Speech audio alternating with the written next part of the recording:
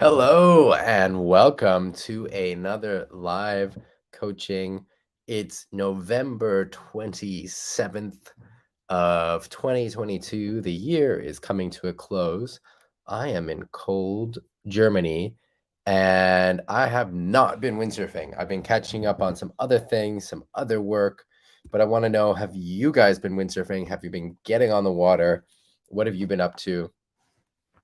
If you have been sailing, what was it like? And if you haven't been sailing, what have you been doing?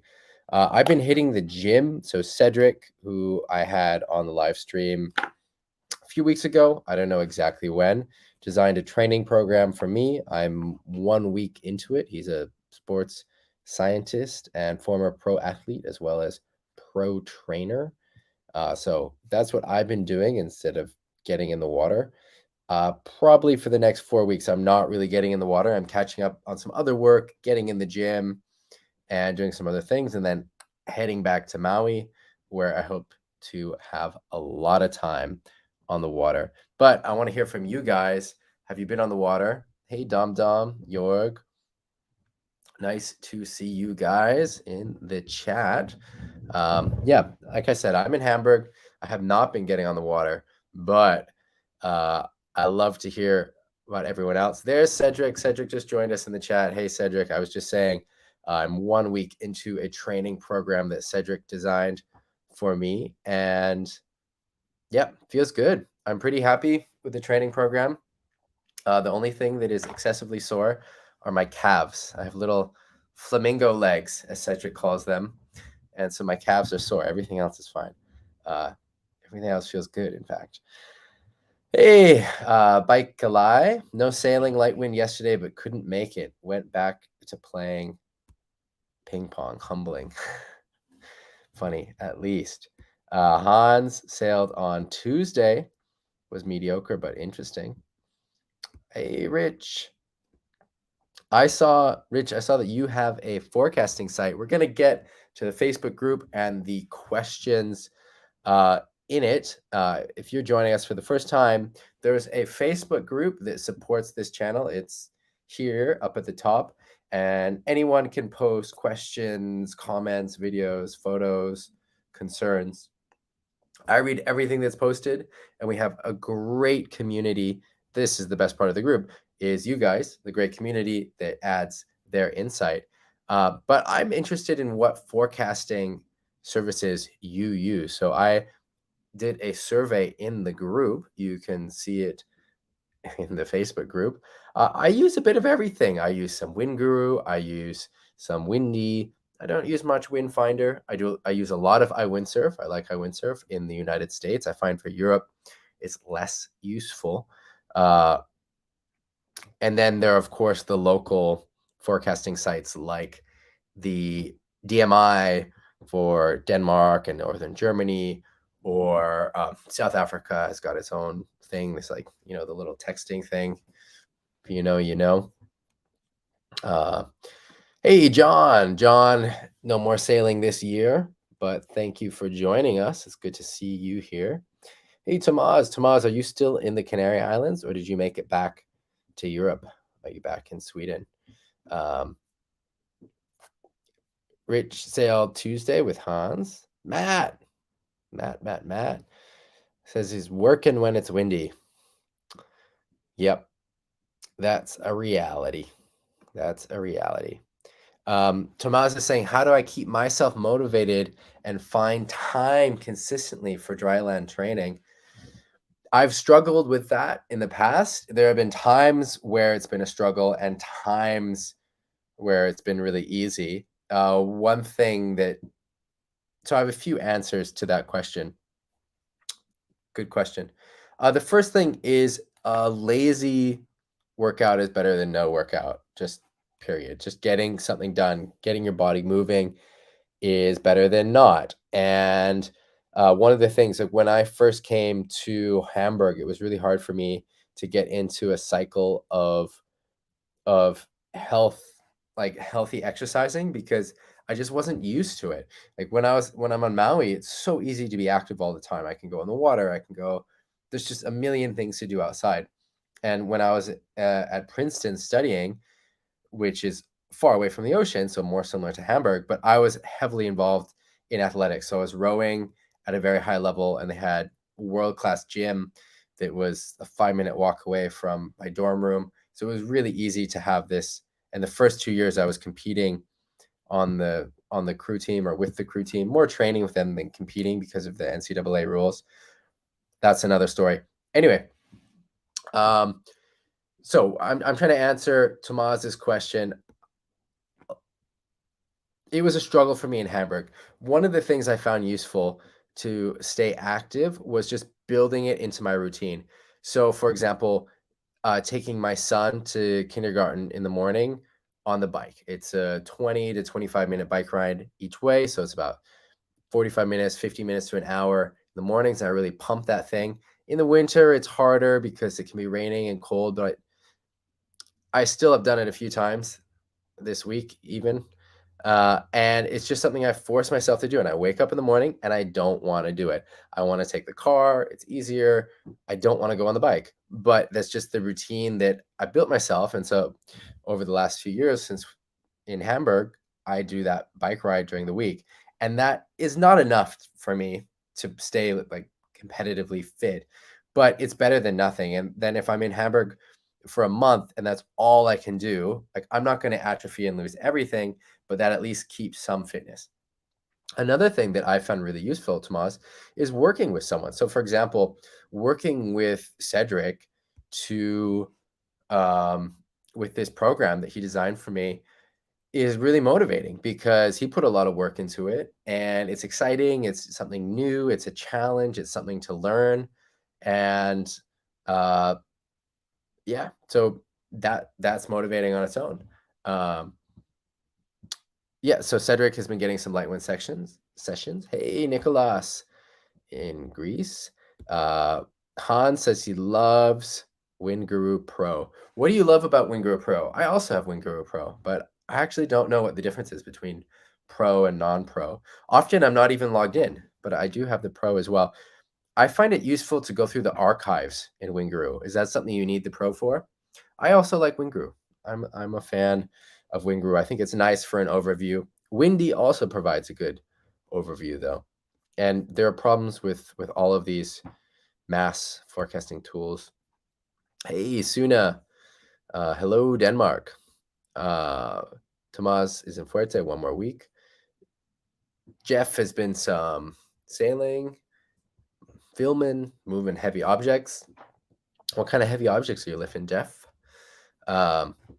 So Tomasz is asking about my training program, I guess, specifically if I need, Tomasz, I assume you're asking if I need a gym for my program, because there are programs where you do not need any equipment. But what Cedric has designed for me, yes, I do need a gym. It's designed for a gym, and there's a gym that I've joined in Hamburg.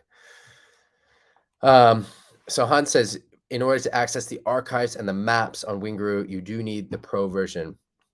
Okay, good to know. Bart, greetings to Cornwall. Nice. Post some photos in the group if you have some. Baikalai uses Windfinder, quite accurate here for the Santa Cruz area.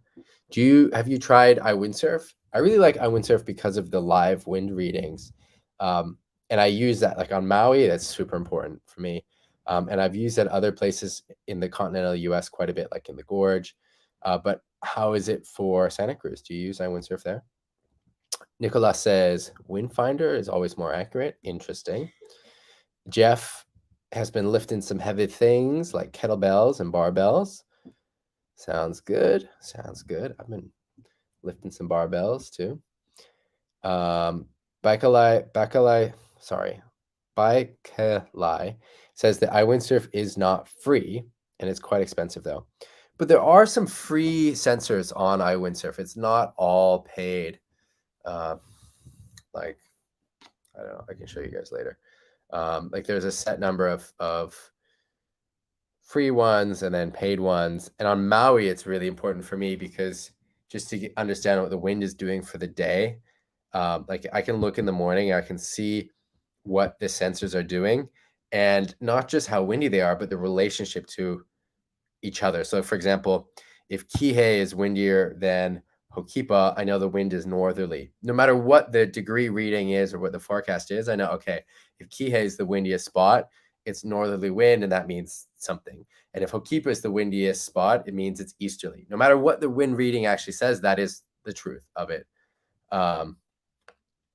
Christophe. Yeah, that makes sense. Jeff says, lifts himself out of bed every day. Yeah, sometimes that's an effort.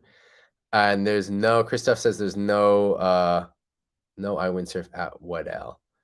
Yeah, that whole area, that stretch around Waddell is pretty desolate. There's not a lot there. Is it a national park or something, or a state park? There's really not a lot there, not even much cell phone service, right? If I remember correctly. All right, guys, I am going to load up the group. While I do that, though, I want to hear more from you guys about forecasting. I'm really curious what you use. And I think it's an interesting discussion because it's not something I see discussed a lot. How often are you checking the forecast? Are you checking it every day, every week? What's your schedule? Is Winguru your homepage? Checking it every few minutes? Yeah, Jeff, I also like Winguru. I think it definitely has its faults, but in general, it gives you a good enough overview to plan. And it will get some things completely wrong. Like if it says it's going to be really windy on Maui, there's going to be no wind. Just flat out. If Winguru is orange and red, it means no wind on Maui. And for swell, they get messed up because it prioritizes height over period. And for Hawaii, period is more important than height. All right. Checks. Sounds like you guys are checking it every day. Yeah, me too.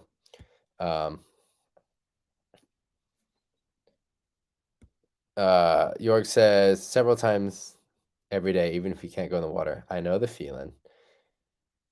Bart also checks Winguru. Oh, yeah, hopelessly addicted. Yep, I know the feeling. But yeah, you have to kind of know. You have to kind of know what it means. You have to know what it means for your spots, because sometimes, like I was saying, like if for Maui, if it's orange, there's going to be no wind. It's going to be rain. So what the model is picking up is rain, not wind. It thinks it's wind, but it's just rain. And so for Maui, you want to see the light green, dark green, and that means it's going to be good wind. Hans is saying that you need Winguru Pro for the latest runs, comparing all models. Yeah, Winguru, they keep changing the interface with Winguru. That you used to be able to do it just on the main page. I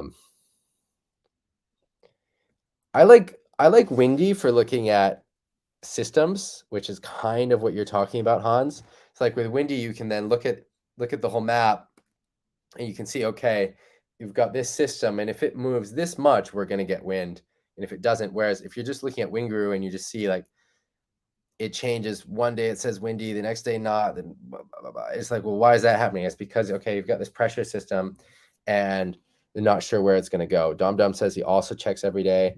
John checks it daily, and if a good day pops up, then I check it for several days. The first scan is windy, and then Winguru wind finder for the local site. Yeah, I think that's a good way to do it.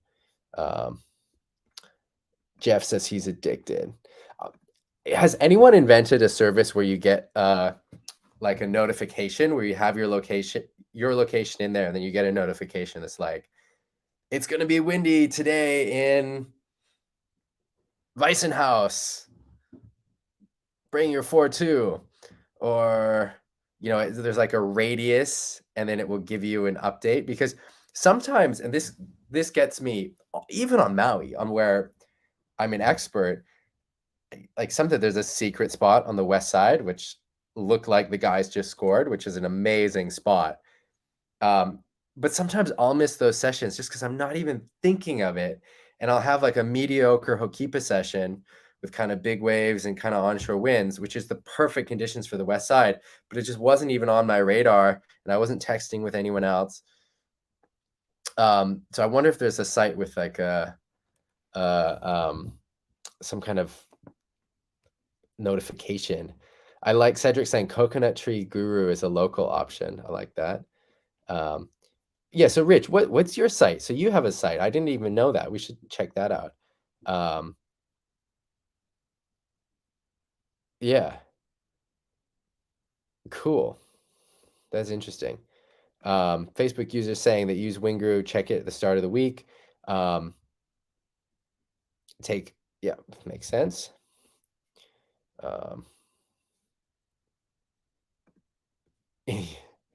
The Gorge pagers, yeah.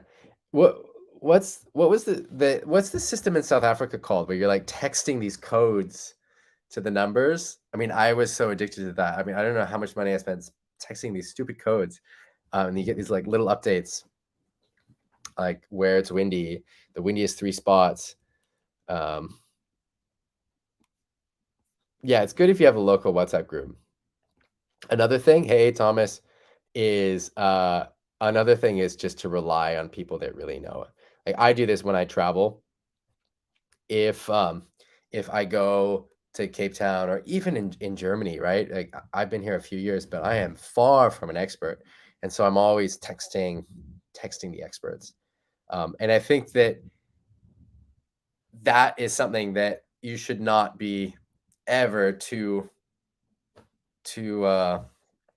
what's the right word? Like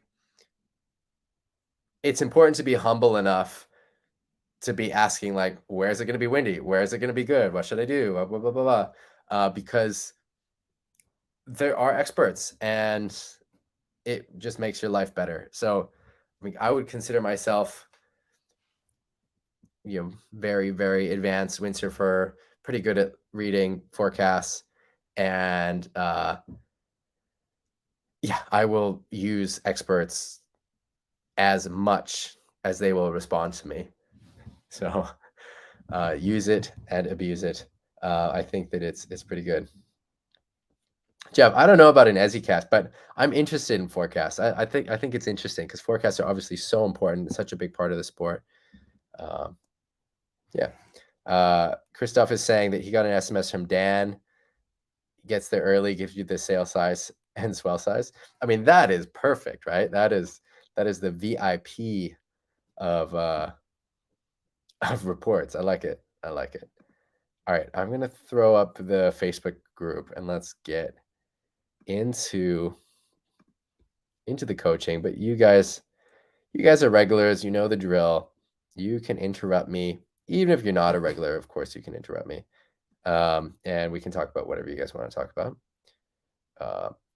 Rach is saying that it's a combination of reading forecasts and local spot knowledge. Yeah, agreed. And there's a lot that just comes with time. And one of the things, Rich, that you said, I think is really important.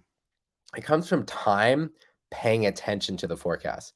Because if you're just putting in the time, but you're not paying attention to it, then you don't know what the subtle indicators in the forecast mean. But then the more you pay attention to it, and there's so many great resources. Like I have some resources for example, for forecasting for Maui that are insanely good. And there are a few people who ask me, like there are dozens, hundreds of people who come to Maui for windsurfing, pros or otherwise, who know me in some capacity, some of them really well. And I've only been asked, I don't know, a handful of times. And I guarantee you that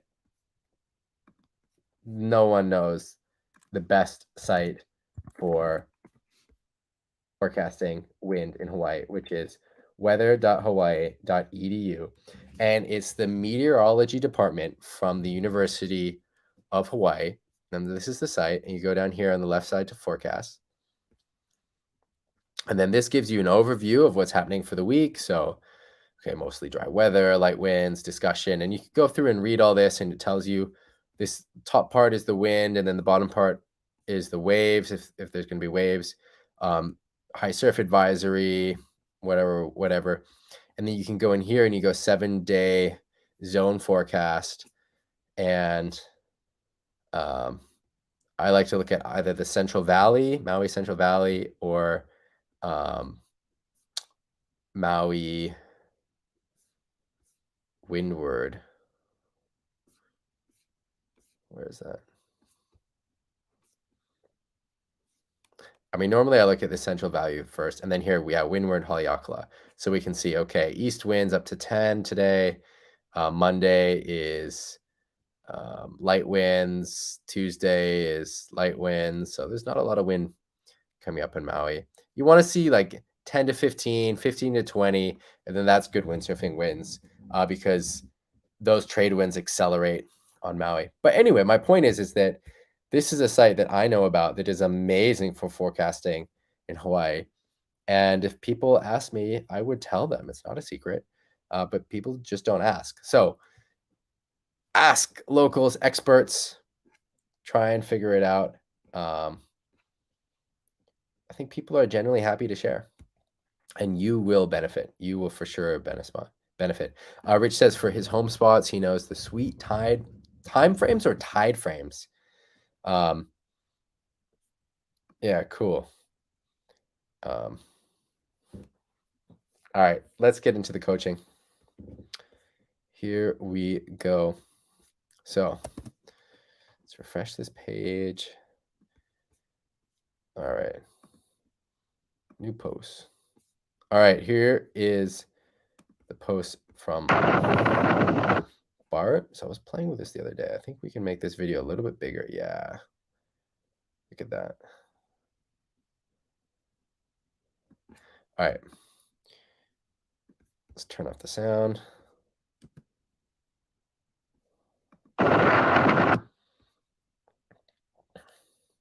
Looks super fun.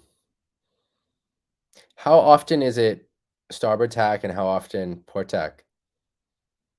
I mean, I think a lot of what we've seen from you, Bart, is starboard tack, but then I've seen a lot of Cornwall that's port tack. In fact, most of the Cornwall that I see footage of and photos of is port tack. Looks super fun. All right. Jeff is trying to find the film where Dave Kalama says, boom, boom, shakalaka, boom.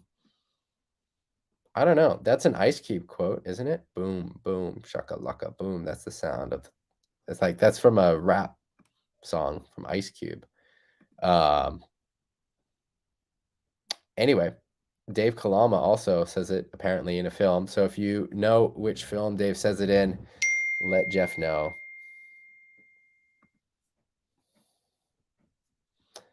All right. There's our thing. Hey, Phil, I don't think I said hi to you. All right, so this was the survey. We got 253 votes. That's pretty good.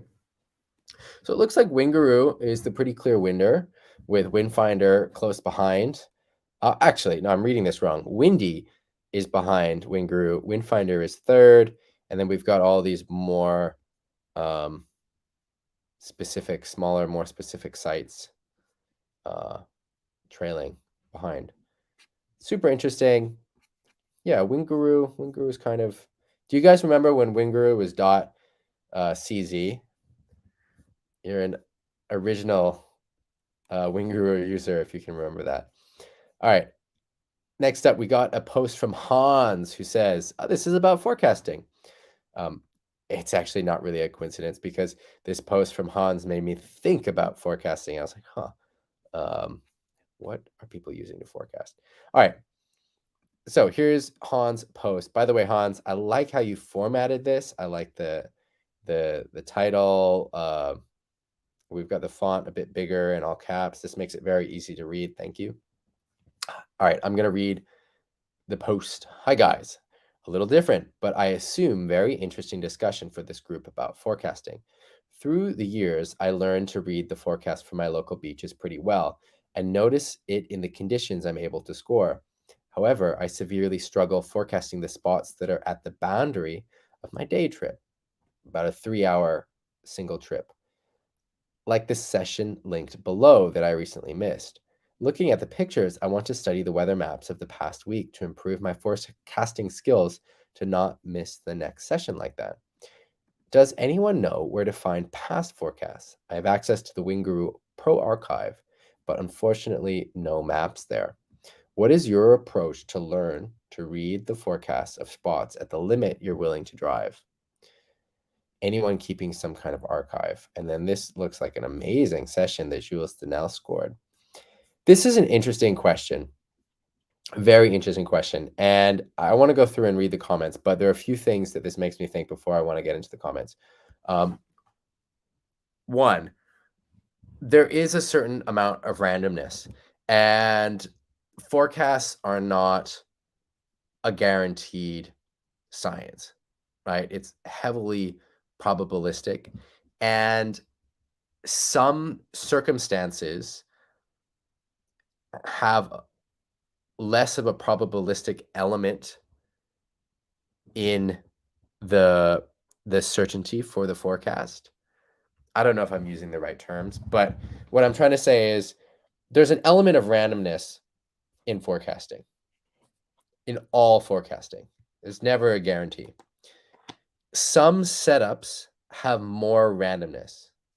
If you're dealing with certain kinds of low pressures, you're going to have a lot more, or just low pressures in general, like storm, you're going to have a lot more randomness and changes in that forecast and uncertainty than with trade winds, right? Trade winds happen if there's nothing to disturb them, whereas the low pressure system is doing its thing and how it travels, and you've got to model all of that.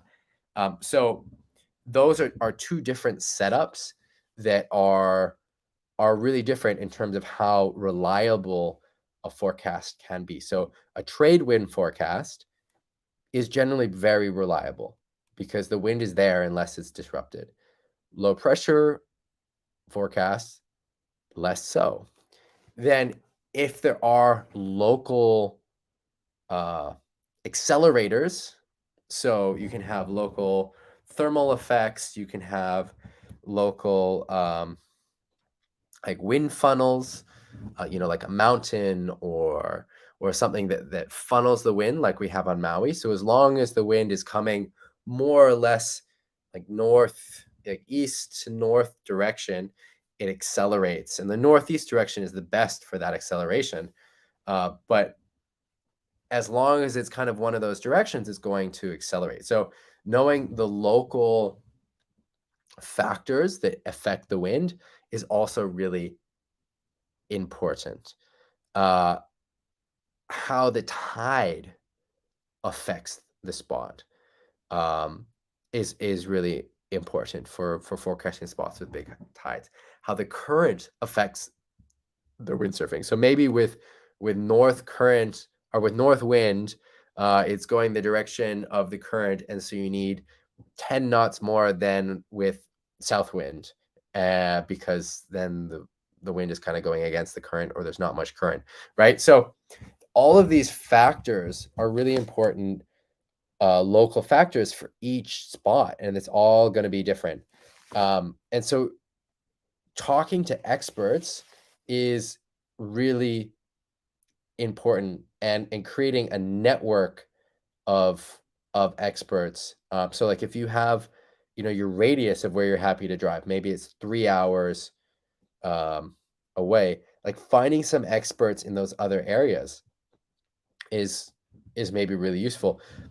A huge caveat is not every expert is an expert that you want to listen to, because there are people who know a lot about the forecast but are looking for really different conditions than you're looking for. I've had this before where, I'm with a local and we're going hunting, but the waves that he wants to look for are a lot softer and smaller than the waves that I want. And maybe it's the reverse situation, maybe that other person is trying to find hardcore barreling heavy waves, which is not what you want, right? So there's a caveat there, right? Like rely on the experts, but also understand that their goals might not be completely aligned with yours.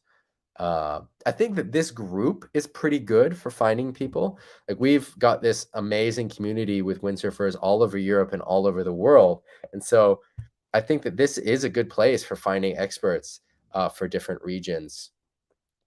We could dive more into that, have more posts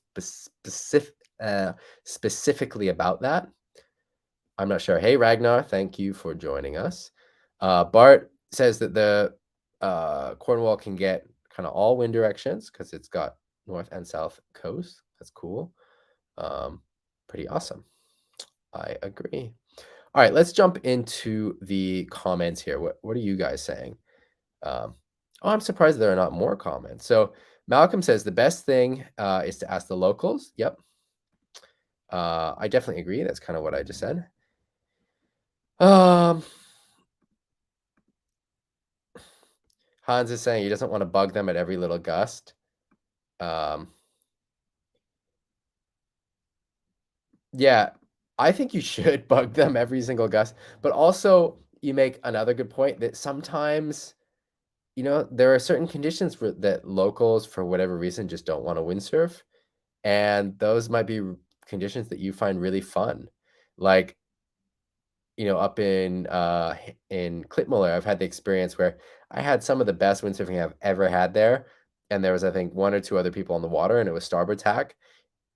And a lot of the people just don't windsurf when it's starboard tack, right? So they would not say, oh, it's epic, come up. But if you like starboard tack conditions, you'll like it. Same with like float and ride. Hans, I know you've got a good big board that you like. So, some people might not consider those really fun conditions, but you might. And so there is definitely some discovery, but I would try to talk to the locals as much as possible. Dom is saying that deep in the channel, waves are difficult to predict. If you add light wind, side off prediction, you are at the top of uncertainty. Asking locals is a good idea to make sure the tide will be right at least. Vissant is very sensitive to the tide. Big tide coming in is very difficult. Makes sense. Yeah, Vissant, I don't have any experience with Vissant. I've heard that it's difficult.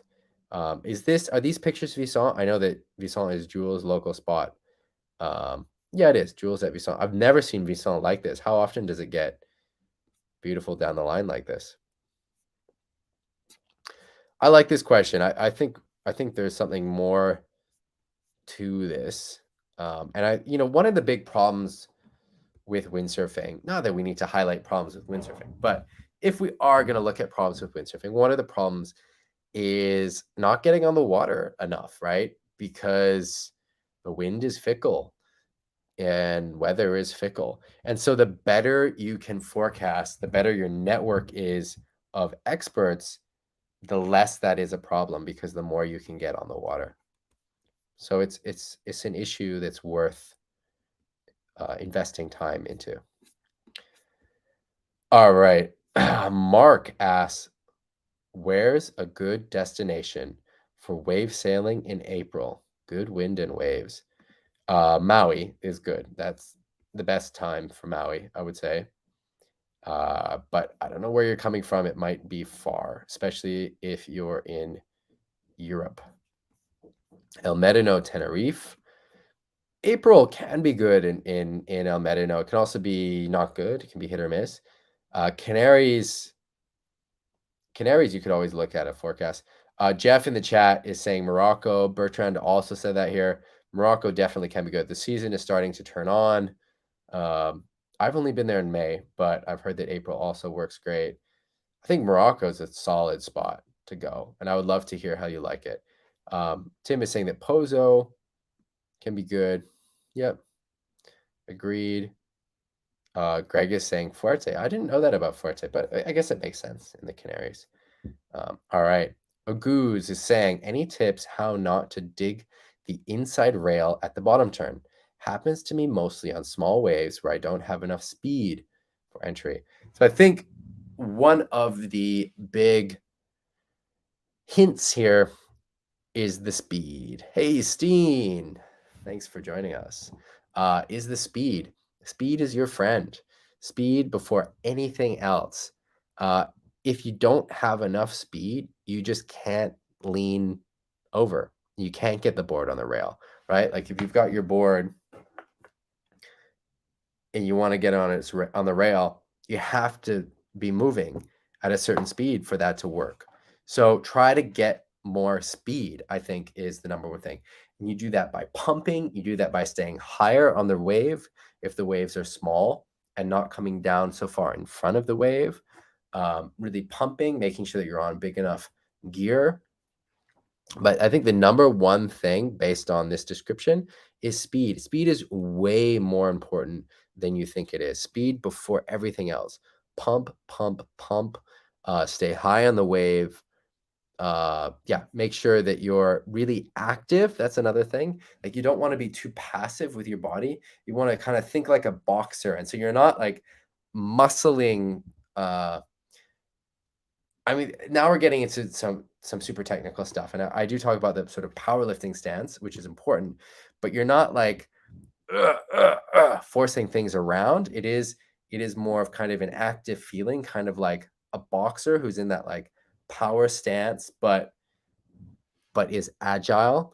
And so then you're low and you get into your bottom turn and you're pressing, extending, but speed is your friend. A lot of that comes from where you are on the wave, your position on the wave, making sure you're at a power source. So the fundamentals of wave riding are wave selection, wave placement, and timing. And without those three, it is impossible to ride a wave well. You want to make sure you're on the right wave. You want to make sure you're on the right spot on that wave. One of the biggest mistakes I see is people may be on the right wave, but they're on, the wave does this, and they're on this sort of part of the wave with no power. You want to make sure you're at a power source and going to a power source. And that gives you the speed that then you can lean into your bottom turn and carve it around. And if you're not getting that speed, you can pump the sail, pump the fins. I need to do a video about pumping and wave sailing. For some reason, it's hard to get the footage of this, but it's so important. Pumping can be really, really, really useful. I'm just making a little note. It's hard to get the footage. I got to see what I have. All right. Let's see what people say. So Hans says, can you share which board you're riding? He had this problem with a freeride board in the past, and a pure wave board fixed that. Great response, Hans. That can definitely be the case. But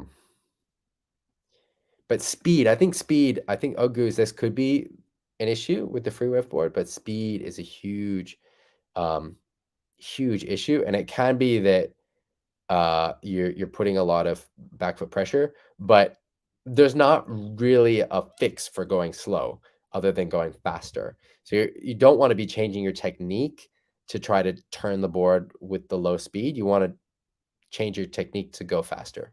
Speed.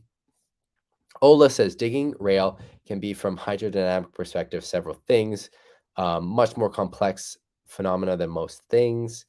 The absolute main issue is the board needs to come up on the rail and the tail needs to start to slip outward before the fins engage in the new direction. Throwing yourself into the turn aggressively is a bad idea unless you have a perfectly tuned kit.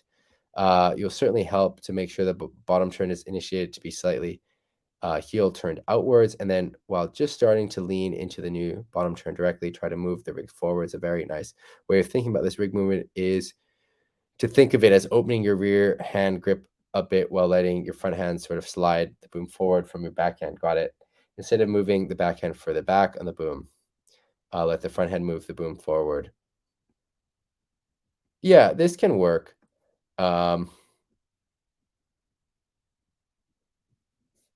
Yeah, I mean, this is pretty specific to a certain kind of condition, but everything Ola says is good. It's just specific to certain conditions.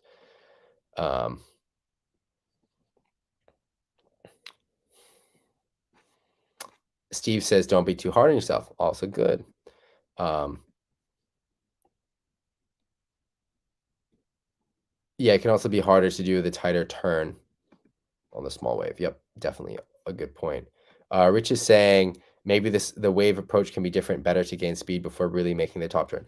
Yeah, so your approach to the wave, where you are on the wave, how you're pumped, all of this stuff, get the speed, will help you. Jörg set up a boom to help him train his grip strength. I like this. Looks good. Hangs there and counts to 200. Nice. You could also do some kind of pull-up-y things here too, but looks good. Looks good. Axel had a section in Kiel Bay, some fun devil's tack. Nice. What was the biggest challenge to the new side? And just like that, it feels like we're caught up, but there was a new post. There was a forward loop post. Let me see if we can find it. I think it was an older post, but it had a new comment on it. So I want to make sure that we talk about that. Yeah, okay. So Samuli says, try to get your front head to the harness lines before you go. In Pozo, I find it hard to find good ramps for forward sometimes. Maybe be more selective with ramps, or call pawns for a lesson. Yeah, I think that this, we already looked at this video. We already talked about it. It looks good. You want to try to get more height. And then you really want to get the head looking back over the shoulder and a wider grip. Those are huge things. And standing a little bit more upright on the takeoff. Like those are the main points. We already talked about this though. So I'm not going to get into it too much again because we already discussed it. And just like that, we're caught up. These winter months are a little bit shorter with content because you guys are not getting on the water as much. Though I'm expecting Tomasz, you to post some posts because I saw some great photos of your trip to Fuerte. And then you guys recommended last week doing some different things like watching windsurfing movies together. We were talking about doing the cutback dissection together. And those are things that that I will put together. I did a little video for Decline this last couple weeks about the beginner mind where I try wing foiling for the first time. It's available on the Patreon. That's patreon.com/Graham Ezzy. Thank you everyone who supports it. I will read that list in just a second. You guys support the stream. I just want to show you guys what this looks like. So here's this video. It's like 9 minutes long. Me learning. You can watch me get my ass kicked on the windsurfer. I mean on the foiler. Right. These muscles I've never used before.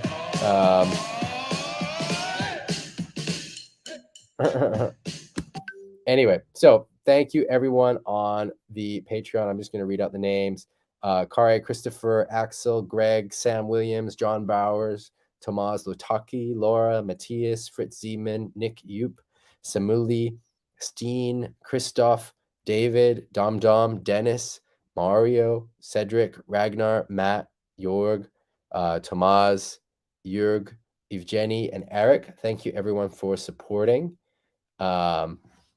And I hope you guys are enjoying the content. I've got a few more things that are in the draft section that I'm going to post in the next few days. I hope you guys get some good time in the water. Nicholas is asking about conditions in Tenerife in March. It can be good. Tenerife is one of these weird places that's kind of, it can be good almost like any time of the year. But then it also cannot be. Even in the months where it's most consistently good, sometimes it's just not. Pozo is generally more consistent with wind. It depends how far in advance you have to plan your forecast, or you have to plan your trip. If you can do it on forecast, you can score some great conditions in Tenerife, possibly in March, but also possibly not. So I think Tenerife is kind of tricky. It can be good. It can be good.